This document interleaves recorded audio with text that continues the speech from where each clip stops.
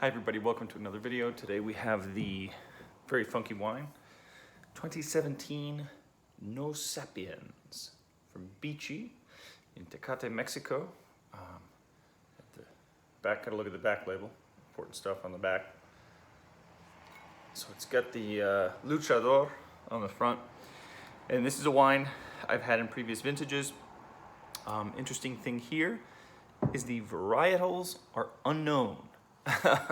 Which is, you don't find very often. I actually went to Bichi to visit, and I don't remember, I probably screwed up or they don't do visits or something, but we didn't actually get to taste or to see much, but it was a really just sort of, you know, you're in this really small town, a bunch of sort of cantinas with Tecate beer signs on the side of the road, and you sort of make a turn and jag off this onto this dirt road, really. And you know, I mean, it is the most rustic, rural winery,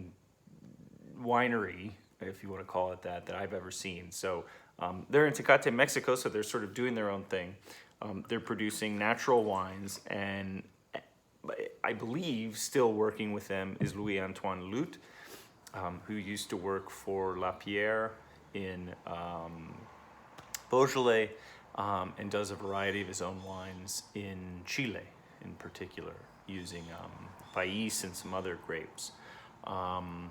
So natural wine here, you know, I'm mostly skeptic, but sometimes they manage to pull it off. So nice sort of medium red, not totally translucent, so some decent color here. A lot of these wines historically have been really, really pale, but this one, yeah, has some color. Let's see what it smells like.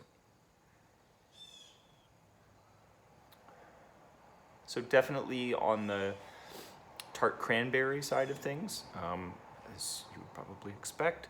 I'm not going to guess the varietal. Historically, Mission or Pais would be a good guess, but they have a whole different number of varieties that they've identified. No mousiness, no horse poop, barnyard sort of nastiness that you can detect. And the actual vines are like really scrubby, low to the ground.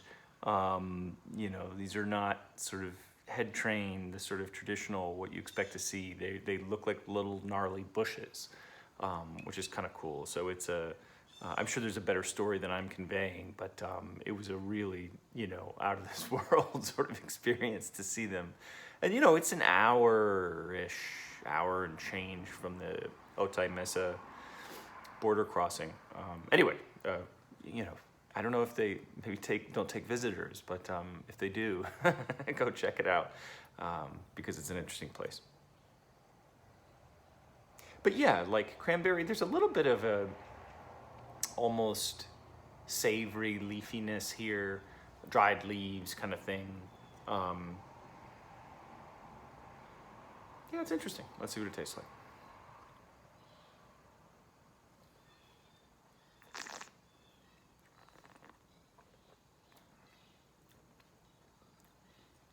So it's got like a cherry cough syrup thing, not cherry cough syrup, like cherry liqueur with tannins, if you imagine that. It's got some like scratchy kind of tannins here, which is interesting. High acidity. Yeah, like between cherry liqueur and cherry cough syrup, if you will. There's not a ton of complexity here, but that's all right.